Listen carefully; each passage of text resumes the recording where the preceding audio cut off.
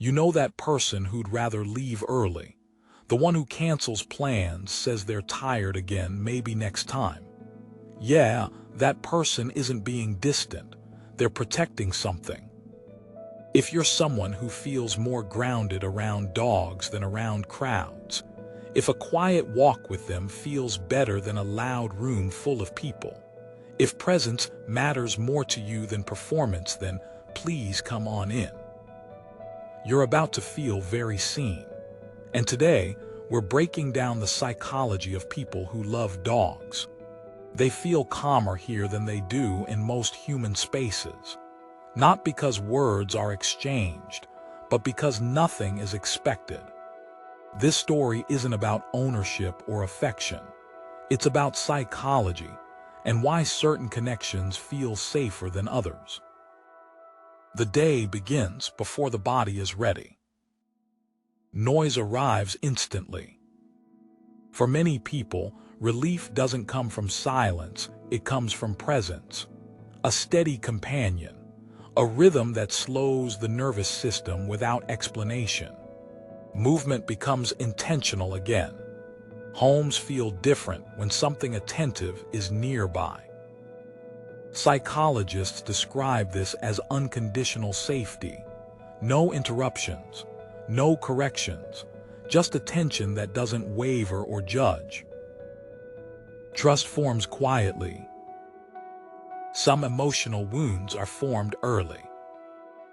For those who grew up unheard or emotionally unseen, this kind of steady presence can feel profound, even healing. The body responds before the mind does. People who seek these bonds tend to feel deeply. They observe more than they speak. They notice tone, posture, timing, reading what isn't said as much as what is. Understanding doesn't require language.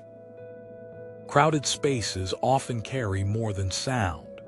They carry expectation, the subtle demand to perform, to respond, to remain open even when the body is quietly asking for distance.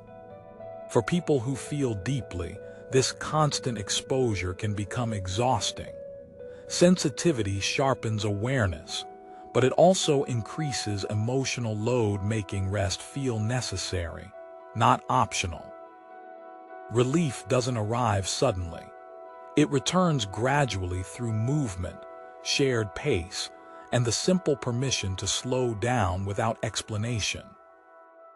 Emotional states don't exist in isolation. They are absorbed, reflected, and often mirrored, especially in relationships built on attentiveness rather than words.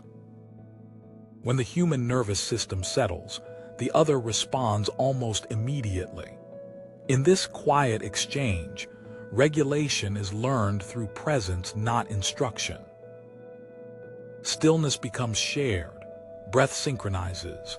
For a moment, there is no need to manage or explain anything at all. Love leaves traces long after routines change.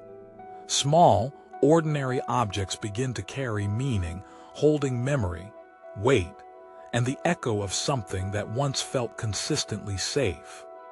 When this kind of bond ends, the grief can feel unusually deep.